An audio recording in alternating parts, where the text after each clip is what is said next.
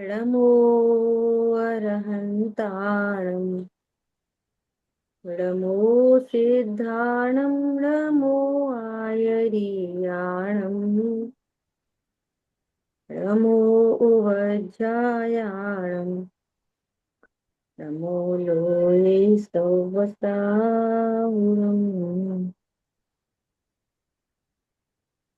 हम लोग स्वाध्याय कर रहे हैं चर्चा चैतन्य की, और अपना विषय चल रहा है चर्चा क्रमांक 8। लास्ट क्लास में बहुत इंपॉर्टेंट चर्चा आई थी अपनी। श्रद्धा का काम न्यारा है और ज्ञान का काम न्यारा है। ऐसा होने पर भी वो बेन दोनों का विषय तो एक ही है। वो बेन जी, मैं ये पूछ रही थी कि जो अभी आपने आप आए नहीं थे ना शुक्रवार को। हम्म। और उसके पहले का जो प्रवचन था उसमें ये बात आई थी कि ज्ञान और श्रद्धा को भिन्न कैसे करना। बहुत अच्छा था, पर वो उसका आया नहीं था यूट्यूब पे। तो जरा आप उसको थोड़ा सा फिर से बता दीजिए। हम्म श्रद्धा और ज्ञान में आपने जो अंतर बताया था ना, हम्म। वो। देखो, श्रद्धा का, ज्ञान का काम है जानना, हाँ। है ना। हम्म। और श्रद्धा का काम है प्रतीति, हाँ। विश्वास, हम्म। है ना। हम्म।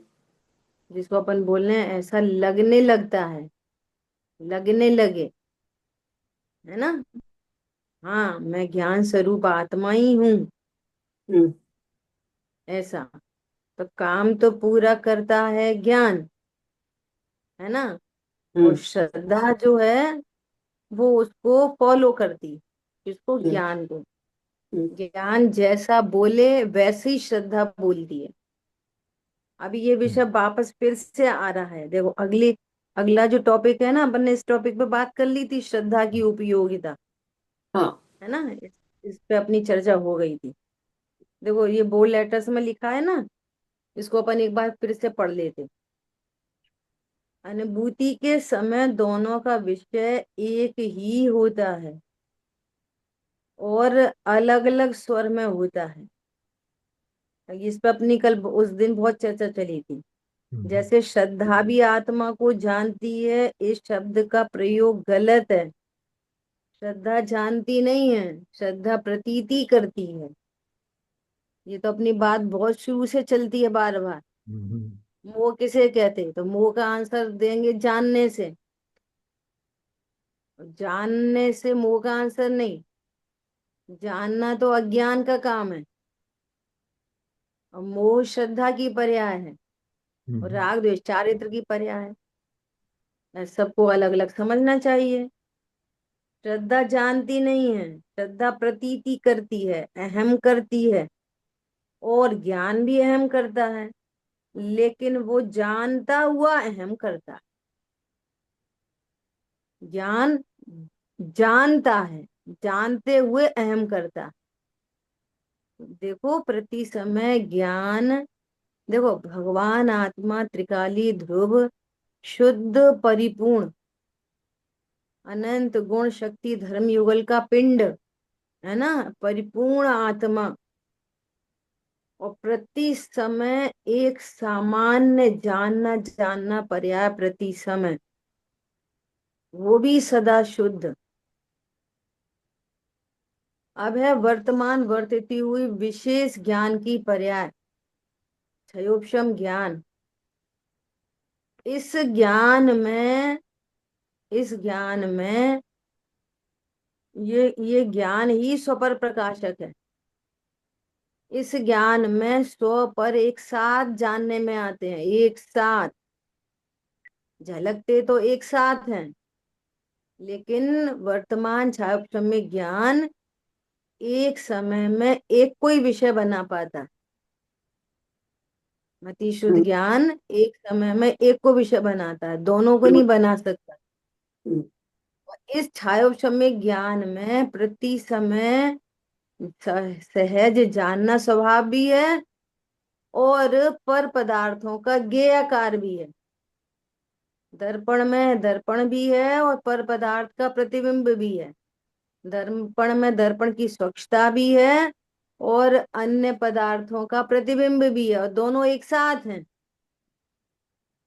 तो ये छाप सम्य ज्ञान अपने को न जानकर एकमात्र उस ज्ञेयकार पे लक्ष्य करता है। हम्म। क्या भूल हो जाती है? ये भूल हो जाती है, यही मैं हूँ, ऐसा ही मैं हूँ, मैं करता हूँ। मन की कोई क्रिया हुई तो मेरी क्रिया है, वचन की कोई क्रिया हुई मैं बोलता हूँ, काया की चेष्टा हुई तो ये शरीर की क्रिया मेरी है, मैं करता हूँ। ऐसा काम हो रहा है। हाँ। फिर आगम से युक्ति से जब पता चलता है, अरे दर्पण में तो सिर्फ स्वच्छता है, कोई पर पदार्थ दर्पण में आते ही नहीं, झलकते पूरे हैं, आता कोई नहीं है। हम्म। न दर्पण उधर जाता है न वे अंदर आते हैं, और झलकन पूरी है। ऐसे मेरे ज्ञान में झलकन पूरी है, पर कोई पर पदार्थ मेरे में आता नहीं, मैं किसी का करता नहीं, भोगता नहीं।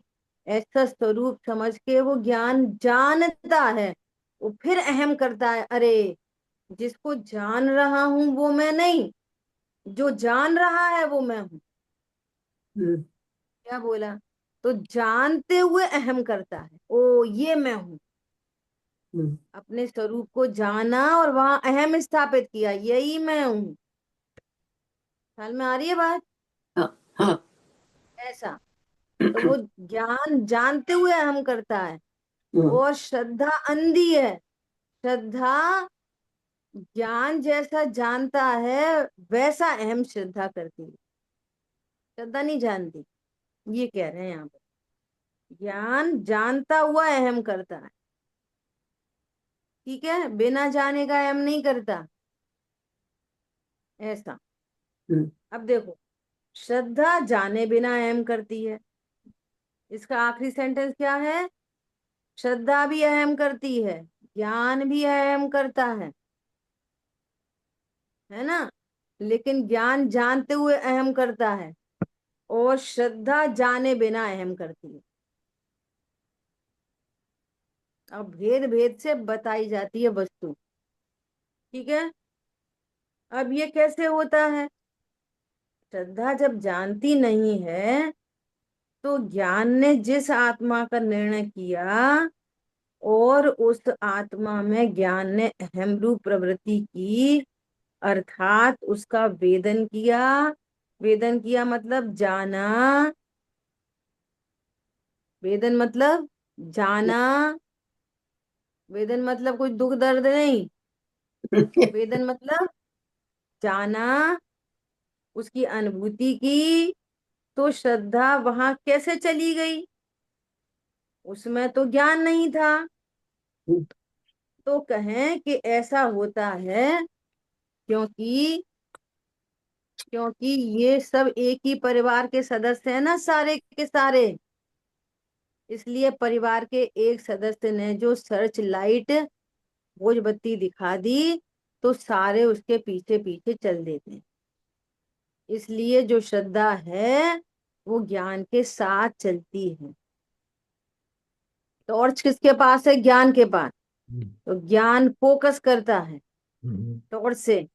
तो हम्म। ज्ञान ने टॉर्च से फोकस किया और वहां अहम स्थापित किया, ओ मिल गया चैतन्य हीरा, यही मैं हूं, यही मैं हूं, यही मैं हूं। हम्म। तो ज्ञान तो जानते हुए अहम करता है, और श्रद्धा उसके पीछे पीछे चल देती है। श्रद्धा भी विश्वास कर लेती है, यही मैं हूं। ज्ञान जानते हुए अहम करता है, और श्रद्धा बिना जाने अहम करती है। हम्म। वो ज्ञान को फॉलो करती है। अब उदाहरण दे रहे हैं, अपन एक उदाहरण से स्पष्ट करेंगे तो अच्छी तरह समझ में आ जाएगा। हमारे हमारे सारे शरीर में देखने वाली आंखें हैं। हम्म। किसके शरीर में? मेरे। तुम्हारे शरीर।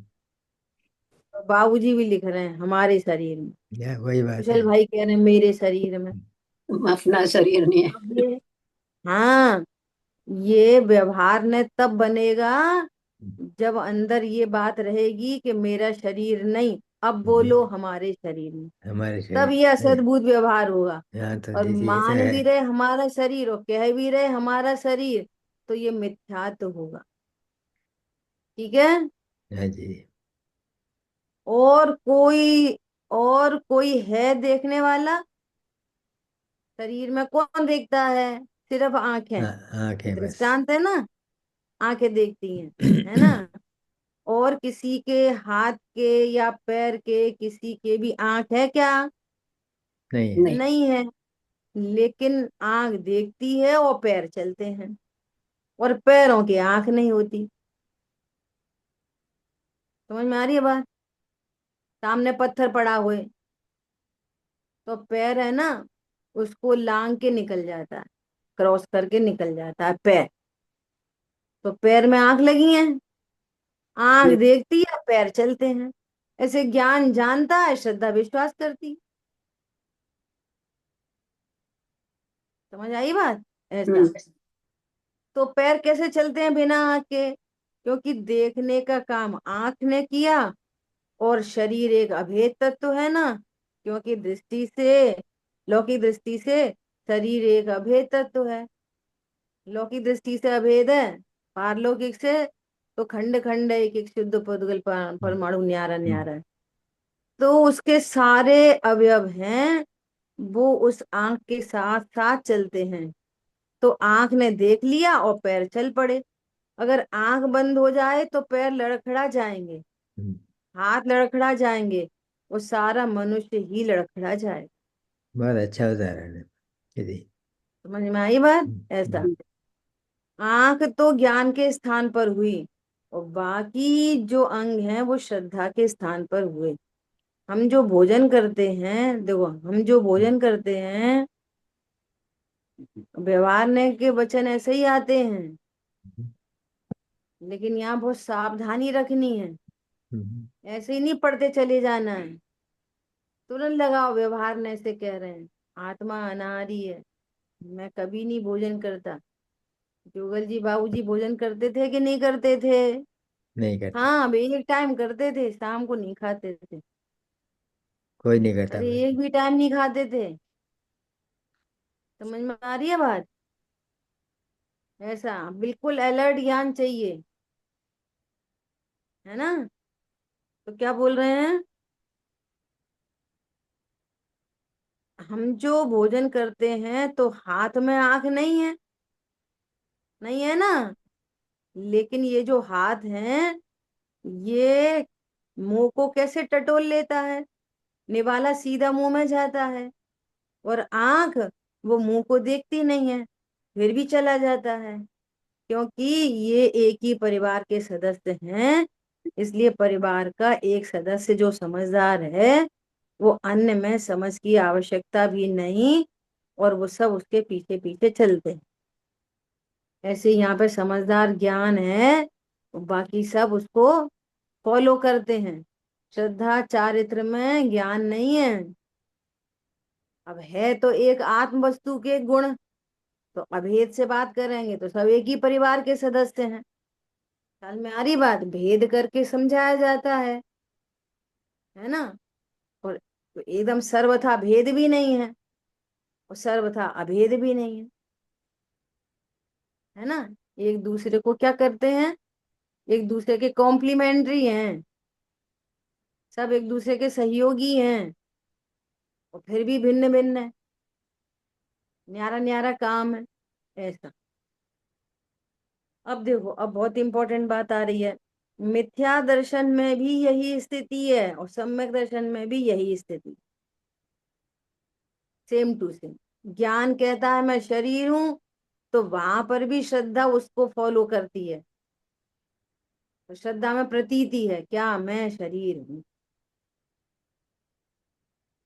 जब तक ज्ञान नहीं बोलता कि मैं आत्मा हूं, तब तक श्रद्धा भी नहीं बोलती आत्मा। ख्याल में आ रही बात? ऐसी बात है। अब देखो, अब ये बहुत इंपॉर्टेंट टॉपिक है जो आ रहा है। अब ज्ञान के विषय में मुख्य गौड़ कैसे होता है? वो मुख्य गौड़ ऐसे होता है ये मुख्य गौड़ की व्यवस्था अकेले ज्ञान की पास है अनंत गुणों में। ये भी एक बात है। जानने का काम ज्ञान में होता है, और मुख्य गौड़ का काम भी सिर्फ ज्ञान में होता है। श्रद्धा मुख्य गौड़ नहीं कर पाती, चारित्र में मुख्य गौड़ नहीं होता, वीर में मुख्य गौड़ नहीं होता, प्रभुत्व विभुत्व अस्तित्व वस्तुत्व इनमें मुख्य गौड़ नहीं होता। मुख्य गौड़ कहाँ होता है? ज्ञान में। ठीक है, देखो अब ज्ञान के विषय में मुख्य गौड़ कैसे होता है। वो मुख्य गौड़ ऐसे होता है जिस समय आत्मानुभूति हो रही है उस समय आत्मा मुख्य है, और बाकी दूसरे सारे पदार्थ सारा जगत उसमें गौड़ है। अब जगत गौड़ कहने में आता है, जगत तो प्रत्यक्ष जुदे धंधामा है। ज्ञान में बनने वाले अन्य ज्ञेयाकार गौण है। ज्ञान के भीतर ही भीतर मुख्य गौड़ हो रहा है, बाहर और इधर में मुख्य गौड़ नहीं। ज्ञान का भेद विज्ञान अपनी पर्याय में ही होता है। क्या बोला? ज्ञान का मुख्य गौड़ बाहर से नहीं होता, बाहर के पदार्थ ज्ञान में झलकते हैं, और उस झलकन में क्या है? कि संयोग। तो झलकन से ही भेद ज्ञान होता है, ज्ञेयाकार से ज्ञानाकार। यहाँ पे कोई कोई संयोग तो है ही नहीं, उनका बिंब भी नहीं, यहाँ तो सिर्फ ज्ञायक है। ऐसा भेद ज्ञान होता है। ऐसे नहीं होता, इंद्रिय गम में भेद ज्ञान नहीं होता, अतीन्द्रिय भेद ज्ञान होता है। समझ में आ रही है बात? पत्नी बच्चे पर, और मैं तो ऐसे वाला स्व पर नहीं है। ज्ञान स्व, ज्ञानाकार स्व, और ज्ञेयाकार पर, अंदर भीतर भीतर सूक्ष्म।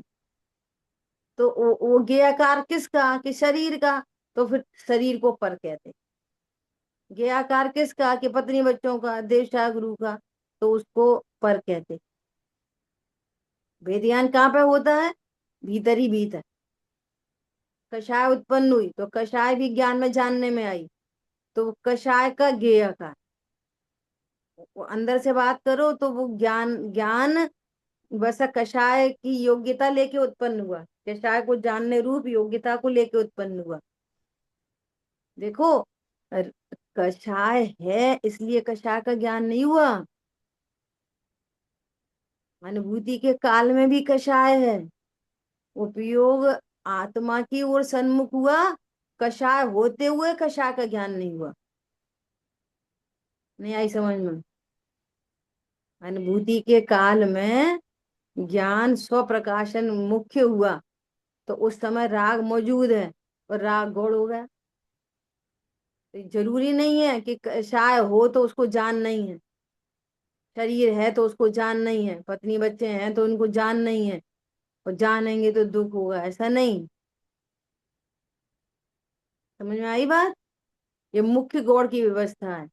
वो अपने को मुख्य करता है, बाकी सब पर को गौड़ करता है, मतलब ज्ञान में बनने वाले ज्ञेयाकारों को गौड़ करता है। समझ आ गई बात? सारा जगत उसमें गौड़ है। तो बाहर की तरफ से बात कर देते, और जिस समय ज्ञान बाह्य पदार्थों को देख रहा है उस समय देखने में, केवल देखने में वो पदार्थ मुख्य है, और आत्मा उस समय गौड़ है। जब पर लक्ष्य करता है तो आत्मा गौड़ है। अज्ञानी को आत्मा गौड़ नहीं है। अज्ञानी को तो आत्मा नामक वस्तु ही नहीं है उसके ज्ञान में, इसलिए वो ही मुख्य है, पर पदार्थ। और फिर उन पर पदार्थों में ही मुख्य गौड़ किया करता है।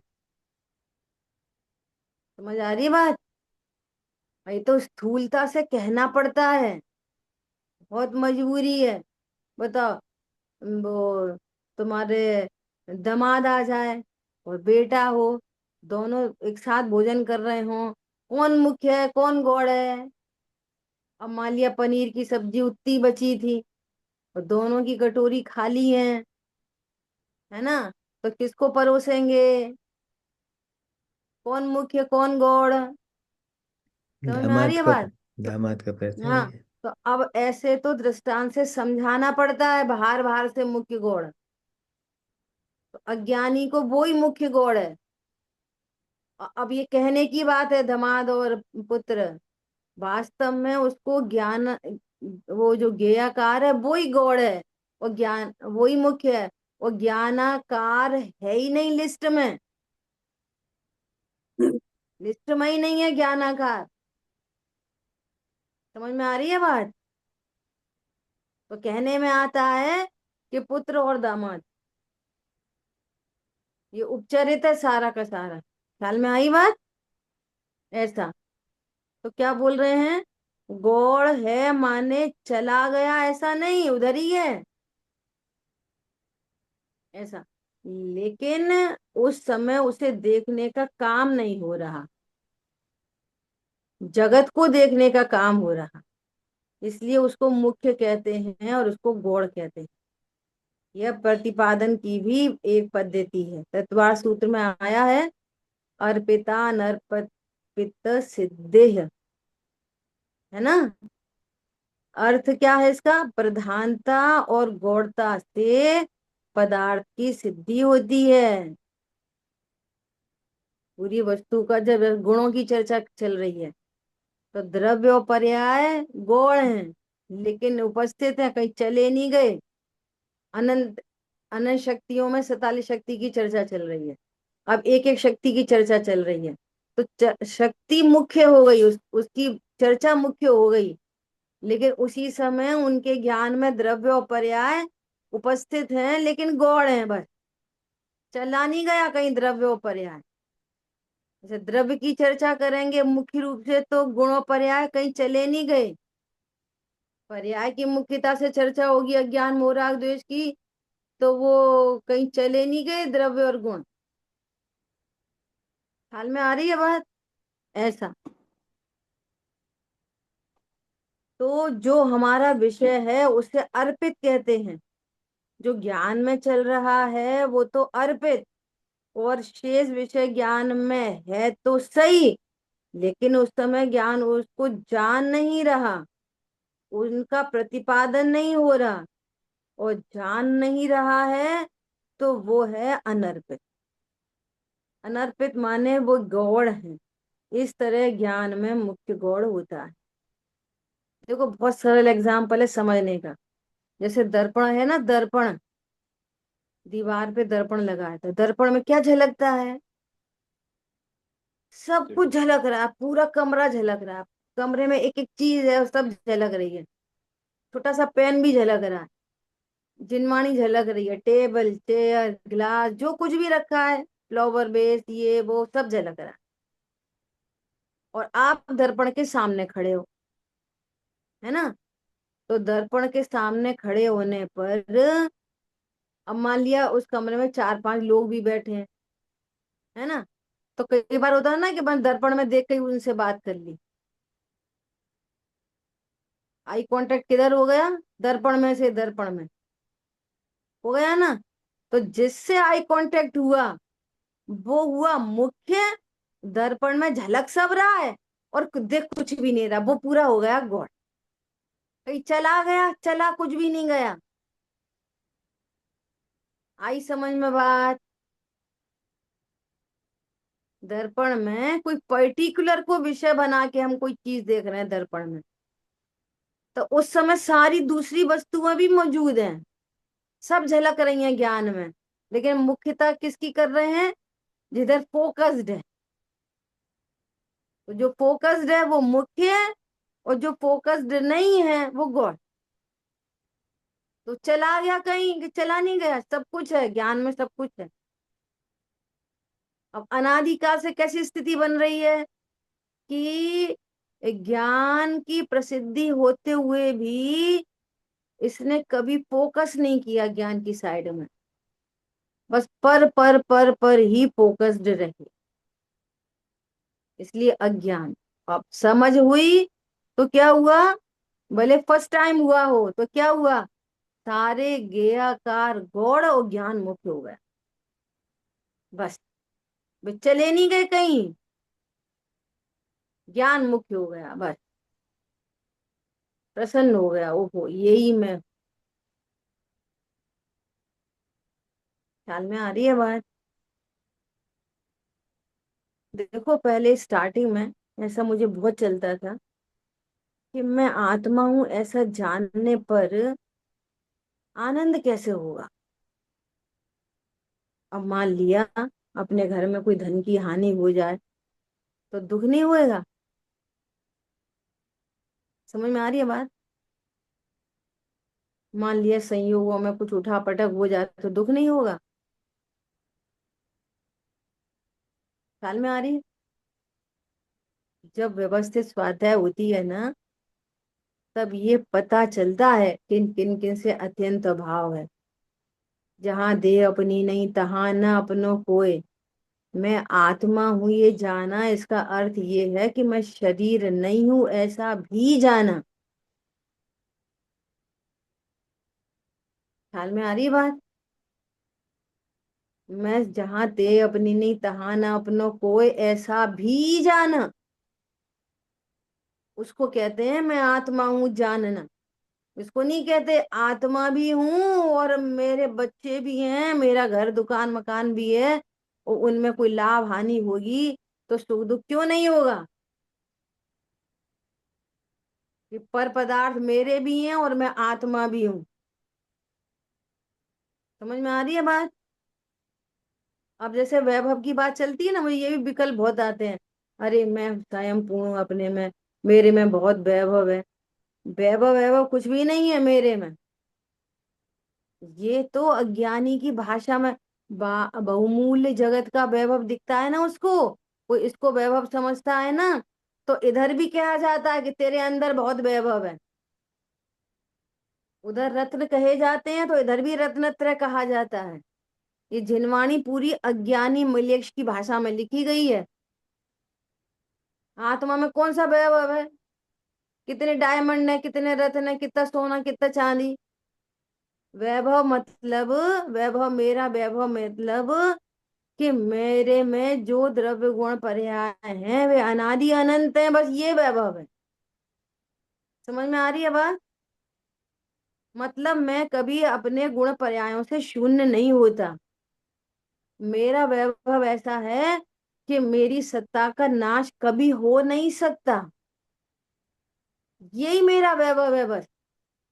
मैं कभी शरीर रूप नहीं होऊंगा, मैं कभी पत्नी बच्चों वाला नहीं होता ही नहीं हूं।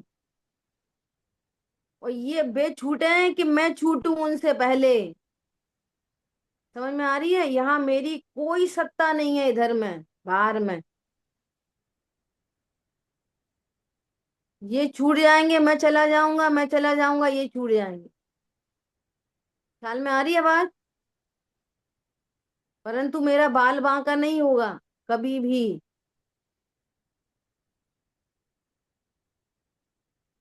समझ में आ रही है बात।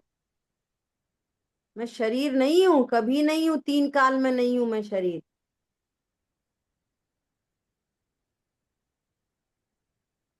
जब जब स्वरूप का आश्रय हुआ, जब जब स्वरूप का निर्णय हुआ, स्वरूप का लक्ष्य हुआ, तो बस मैं ही मैं हूं। और जब पर लक्ष्य होगा तो पर लक्ष्य होने पर राग द्वेष भी उत्पन्न होंगे,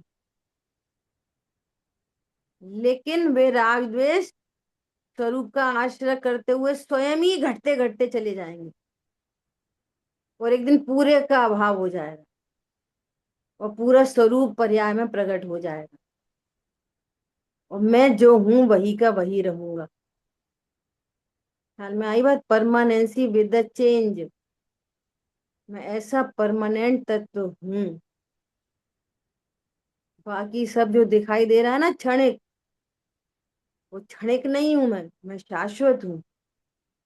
ऐसे आत्मा को जानकर निर्भर होता है, उसे पता चल जाता है कि ये बाहरी वैभव जिसको कहते हैं लोक में, ये सब छूटता ही है। और छूटेगा तो छूटा दिखेगा। मुझे तो अभी दिख गया।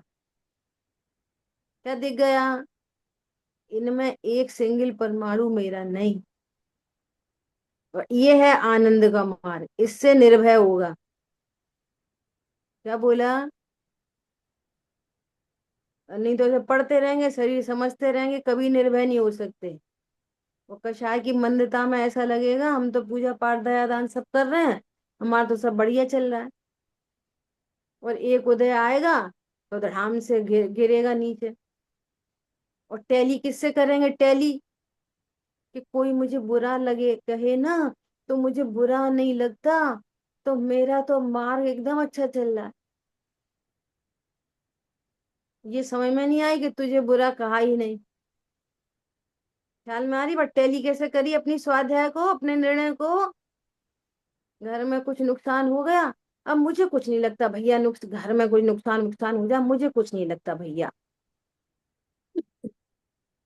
समझ में आ रही बात? नुकसान दिख ही रहा, घर अपना दिख ही रहा। अरे एक एज फैक्टर भी होता है एक एक टाइम पे। वही वही रोज की घिचपिच घिचपिच देखते देखते उसको आदत पड़ जाती है, ठीक है भैया अब जो हो जाए जैसा हो जाए, अपन को कुछ नहीं। इधर स्वाध्याय करता हूँ तो क्या लगेगा, वहां तो सब एकदम सही चल रहा है। अरे आत्मा हूं जाने बिना कुछ सही नहीं चल रहा। कषाय की मंदता कोई थर्मामीटर नहीं है। क्या कहा? और अभी कषाय तेज हो जाए तो ऐसा लगेगा अरे हमें तो कुछ निर्णय ही नहीं हुआ सही में, पूरा धर्म चला गया पानी में। क्या बोला? कषाय की तीव्रता मंदता नहीं है, वहां तो पूरी कषाय की जाति बदलती है। सुबह चर्चा आई थी ना, विचार करो। एक युद्ध के मैदान में रामचंद्र जी सहज हैं, बात चल रही है आत्मा की, देखोगे मन वचन का है।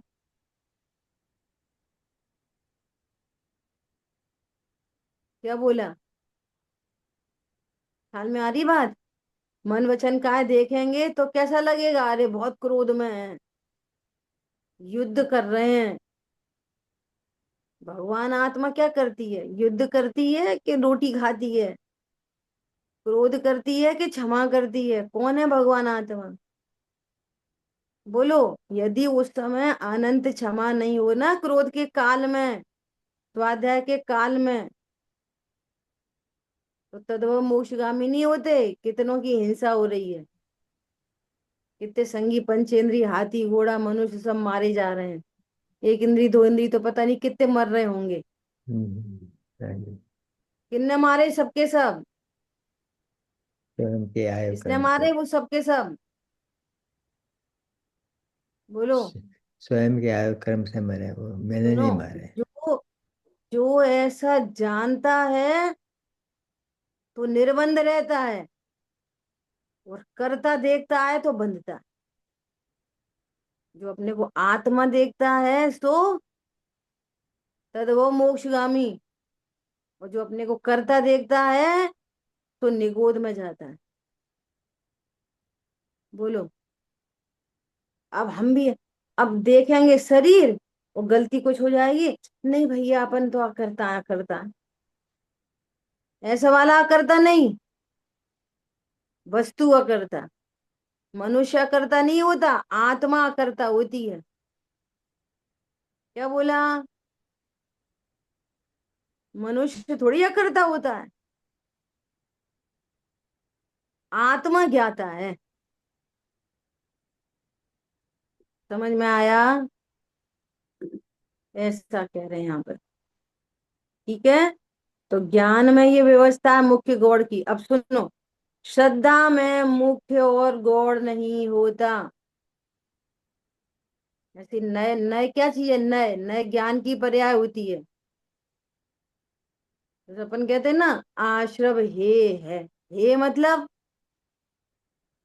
गौड़ है, तुक का कारण नहीं है। हे का मतलब नहीं करना, ज्ञान कुछ करता धरता नहीं है, मुख्य गौड़ करता है बस। ज्ञान में करने धरने का नेचर ही नहीं है, कुछ है ही नहीं। दर्पण क्या करता है? आंख क्या करती है? ऐसी मैं क्या करता हूँ? तो मेरे में व्यवस्था है किसकी? मुख्य गौड़ करने की।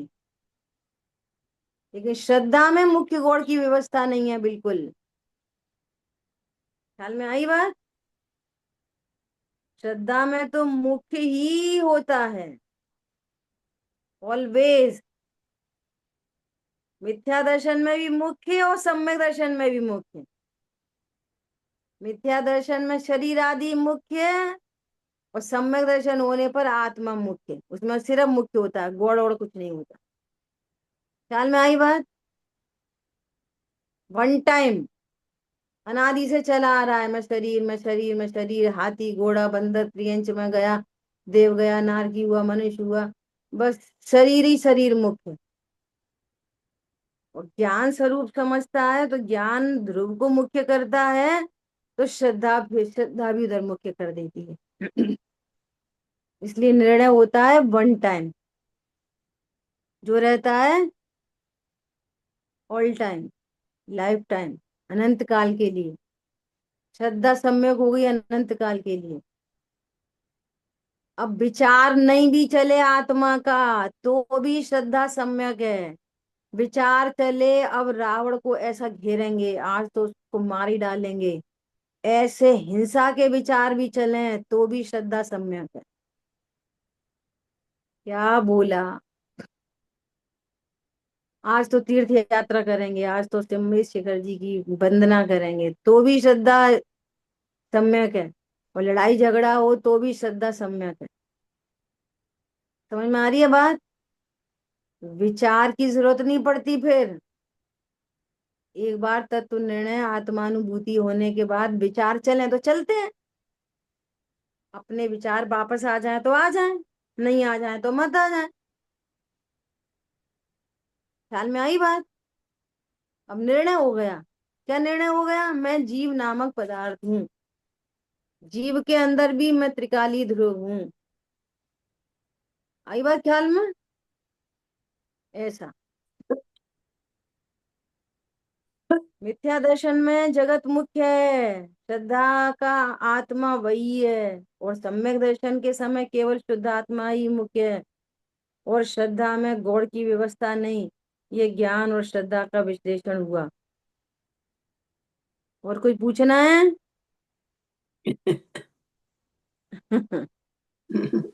अब पूछ रहे हैं, पर्याय में पर्याय का भेदन होता है या द्रव्य का भेदन होता है?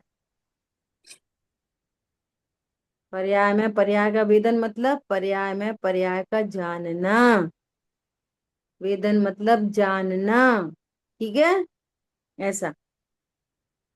अब देखो, वेदन पर्याय में पर्याय का ही होता है, लेकिन उस समय क्योंकि वो उस द्रव्य के साथ द्रव्य के आकार बन गई है, ज्ञायकाकार बन गई है, तो स्वयं को ज्ञायकार अनुभव करती है। वो इस तरह अनुभव करती है कि मैं मात्र ज्ञायक हूँ, इस तरह अनुभव करती है, तो अभेद हो गई। ये अभेदता हो गई ना। अब शब्द हैं, शब्द हैं, भाव चाहिए। पर्याय में पर्याय का भेदन, अभी स्टार्टिंग में यहीं से बात हुई। वर्तमान छायोपशम्य ज्ञान सर्व ज्ञेय, उसी के एक पर्याय में ही दो चीजें हैं, एक ज्ञानाकार और एक ज्ञेयाकार। एक पर्याय में ही दो चीज हैं, एक ज्ञानाकार और एक ज्ञेयाकार। अब दो चीजें नहीं, पर्याय एक ही है, एक एंगल से ज्ञेयाकार दिखती है, दूसरे एंगल से ज्ञानाकार दिखती है। समझ में आ रही है बात? पहले क्या बोलेंगे? एक पर्याय में दो चीज हैं। फिर अब गंभीरता से देखेंगे तो एक ही पर्याय को दो तरह से देख रहे हैं, है ना? अब ज्ञेयाकार हुआ गौड़ और ज्ञानाकार हुआ मुख्य। अब यहाँ कोई ज्ञेय नहीं, अरे मैं तो जानने वाला हूँ, किसको जान रहा हूँ, ये गौड़ हो गया।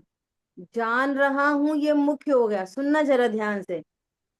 अब इस पर्याय में पर्याय का ही भेदन हुआ। अब ये ज्ञान किसकी प्रॉपर्टी है? तो कहेंगे ज्ञायक की। किसकी प्रॉपर्टी है? ज्ञायक की। अर्थात मैं ज्ञायक हूं। तो अब ये कहा जाता है कि ज्ञायक आकार।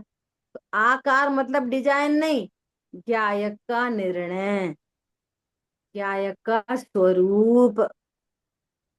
समझ आ गई बात? पर्याय में पर्याय का भेदन हुआ और द्रव्य का लक्ष्य हुआ। अब दूसरा एग्जाम्पल समझो। जानने वाली पर्याय, जानने वाली पर्याय और रसना इंद्री पे कुछ रखा, तो मीठा मीठा क्या है? पर्याय। तो पर्याय में पर्याय का वेदन, और लक्ष्य किसका हुआ? चीनी है। वेदन किसका हो रहा है? मिठास का। और लक्ष्य किसका हो रहा है? चीनी का। बच्चे को, छोटे बच्चे को खिलाई, तो उसको रसना इंद्री के निमित्त से क्या जानने में आ रही? चीनी की मिठास। मिठास, चीनी नहीं। जानने में क्या आती है? पर्याय। वेदन हमेशा, लौकिक चीजों का भी वेदन हमेशा ही पर्याय का होता है। ये यूनिवर्सल ट्रुथ है। हमेशा ही किसी भी वस्तु को जानने जाओगे तो लक्षण का ही वेदन होता है, लक्ष्य प्रसिद्ध होता है एवरी टाइम। क्या बोला? आप पहली बार किसी से मिलने जा रहे हो ना, तो लक्षण ही बताया जाता है। क्या बताया जाता है? लक्षण। वो ऐसी होंगी, ऐसी होंगी, चश्मा लगाए होंगी, साड़ी पहने होंगी, सूट पहने होंगी, किसी को पढ़ा रही होंगी, स्वाध्याय करा रही होंगी, जो किसी अन्य में ना पाया जाए। तो वेदन किसका होगा? लक्षण का। और प्रसिद्ध क्या होगा? ओ यही है अर्चना जी। समझ आ गई बात? हमेशा लक्षण से ही लक्ष्य प्रसिद्ध होता है। हमेशा, हमेशा पर्याय का वेदन होता है, लक्ष्य द्रव्य का होता है। और आत्मा के केस में जानने वाली भी पर्याय और लक्षण भी पर्याय। पर द्रव्यों के केस में जानने वाली पर्याय और लक्षण दूसरे द्रव्य की पर्याय। और अपने केस में स्वयं ही जानने वाला, स्वयं ही लक्षण। और प्रसिद्ध क्या हो गया? लक्ष्य। ये जानना किसका नेचर है, किसका स्वभाव है, किसका लक्षण है? कि आत्मा का। ओ मैं आत्मा हूं, बस मैं आत्मा हूं ऐसा जाना ना, तो इसी को क्या बोल देंगे? ज्ञायक आकार। कुछ ज्ञायक वायक की डिजाइन नहीं बनती। ज्ञायक जानने में नहीं आता। सुन लो ध्यान से। जैसे अंधे को मिठास जानने में आती है, अंधा चीनी नहीं देख पाता। कितना बड़ा क्रिस्टल है, सफेद है, काला है, पीला है कि हरा है, उसे कुछ नहीं पता। खाली मिठास जानने में आती है और बोलता है चीनी है। अंधे को चीनी दिखती है, मिश्री दिखती है। मिश्री की डली कैसी दिखती है उसको? सफेद की काली? ये दिखती ही नहीं। फिर इसको कैसे पता चला ये मिश्री है? लक्षण से, कि जो मीठी मीठी होती है वो मिश्री होती है। ऐसी अज्ञानी कैसा है? केवल ज्ञानी परमात्मा के सामने अंधा। अंधा है। हम्म, उसको आत्मा नहीं दिखती, हम्म, आत्मा का आकार नहीं आता ज्ञान में। हम्म, बोला जा रहा है ज्ञायक का आकार, लिखा है देख लो। हम्म, समझ में आई बात? हम्म,